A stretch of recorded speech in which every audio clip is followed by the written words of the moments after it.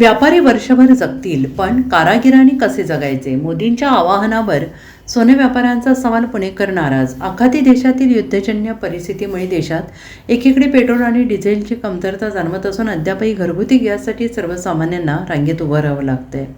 सध्या आखाती देश अमेरिका आणि इराण यांच्यामध्ये शस्त्रसंधी करण्यात आली असली तरी गतकाळातील आणि भविष्यातील परिस्थितीमुळे देशवासियांना काही बंधने घालून पुढे जावे लागते, असे म्हणत पंतप्रधान नरेंद्र मोदींनी देशवासियांना काही महत्त्वाची आवाहनं केली आहेत. आणि यामध्ये वर्षभर सोनं खरेदी करू नका असे आवाहन मोदींनी केलं आहे. यावरून आता सराफा व्यापाऱ्यांनी संताप व्यक्त केला असून सोनं खरेदी न करण्याच्या आवाहनाचा पहिला फटका व्यापारी कामगारांना, कारागिरांना बसेल, असे सराफ व्यापाऱ्यांनी म्हटलं आहे. नागरिकांनी वर्षभर सोनं खरेदी करू नये, घरातील कुठल्या सोहळ्यासाठी सोन्याची खरेदी करणे टाळावे, पेट्रोल डिझेलचा वापर जपून करावा, असे महत्त्वाचे आवाहन मोदींनी केले. तर मुख्यमंत्री देवेंद्र फडणवीस यांनी मोदींचे आवाहन योग्य असल्याचं म्हटले. मात्र आता मोदींच्या या आवाहनानंतर सराफ व्यापाऱ्यांनी तीव्र शब्दात प्रतिक्रिया दिली. तर पेट्रोल डिझेलच्या वापरावर बंधनं आणली जात असल्याने वाहनधारकांनी तीव्र नाराजी व्यक्त केली. तसेच अगोदर मंत्र्यांच्या ताफ्यातील गाड्या कमी करा, त्यांच्याकडून होणारी उद्घाटनं ऑनलाईन करा, 3 मंत्र्यांची गरज काय, अशा शब्दात नागरिकांनी सरकारला प्रतिसवाल केला आहे. मोदीजींनी सोनं सांगितलं नाही तर पेट्रोल सुद्धा वापरू नका म्हणून सांगितलंय.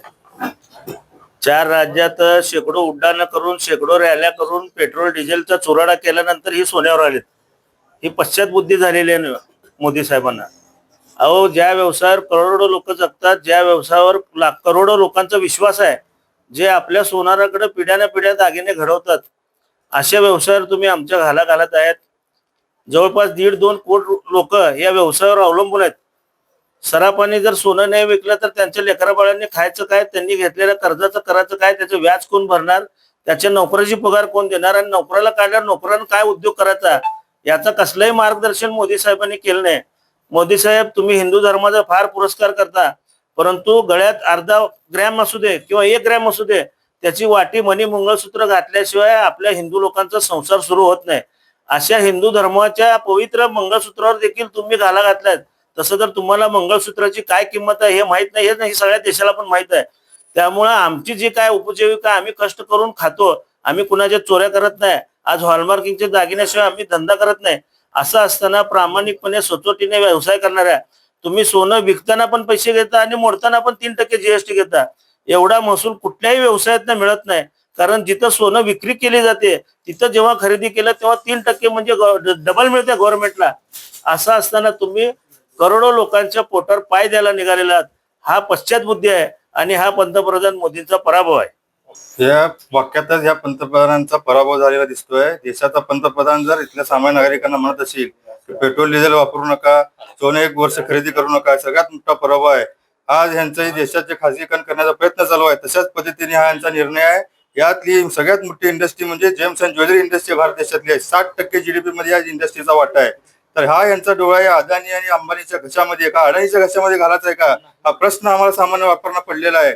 आणि आज भैया म्हणल्यासारखं की सामान्य नागरिक, सामान्य जनतेच्या लग्नामध्ये अर्ध्या ग्रॅमची मनी मंगळसूत्रानुसार लग्नाची सुरुवात होते. तर या माणसाला संसार कधी माहित नाही.